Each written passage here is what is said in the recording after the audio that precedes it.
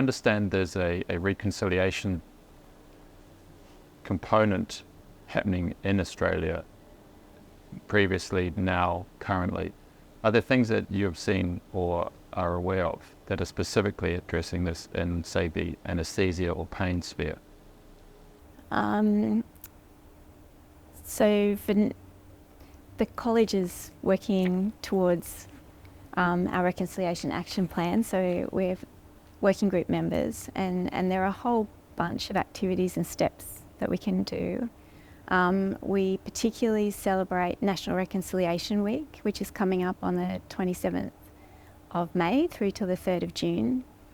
That is a week that starts on the anniversary of the 1967 referendum, and this year it's a lot heavier, I think, because the 2023 referendum wasn't successful.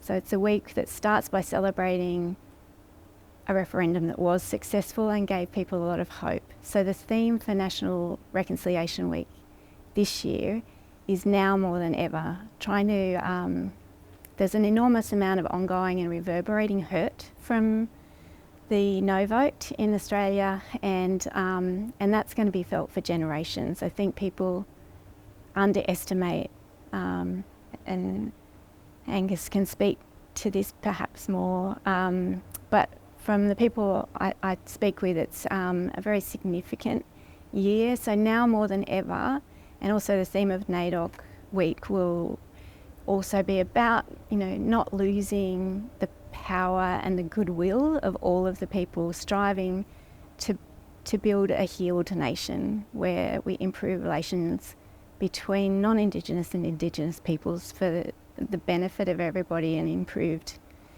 and equitable health and lives.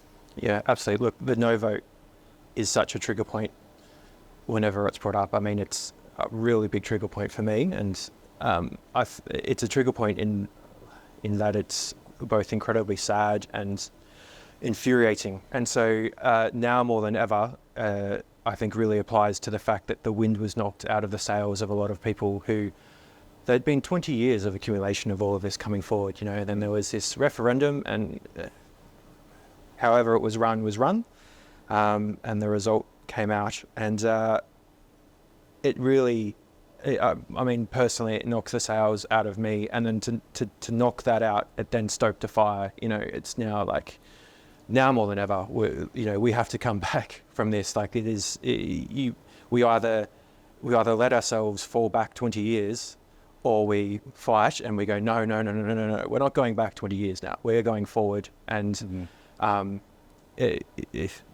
there's just got to be messages put out, from like, that is how we are feeling, in regards to, National Reconciliation Week. I'll be planning to be around a lot of my departments, running a couple of things. A lot of cultural safety will be discussed, from my point. And then I really think a big thing that's, for me, that's really stoked is that I want us to be seen and heard now. And I think that we're going to try and get as many trainees and everyone into our programs as best as we can. We did the Reconciliation Action Plan, which we all worked on we have points in that we need to get done, and we need to start properly doing them now. So I think there is going to be a lot of work within our own action plan as well over the next coming 6 months that's really going to, I think, hit people hopefully hard. Yeah.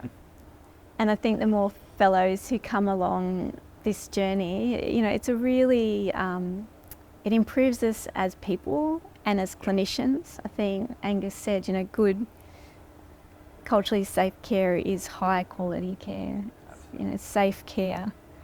So I just encourage everyone to think about what National Reconciliation Week means to them and means to their communities, that the people whose land they're on, how can they help the community to celebrate and continue healing.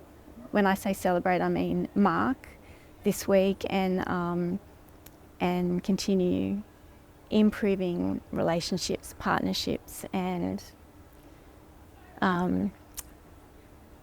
making a change Absolutely. now more than ever. Now more than ever.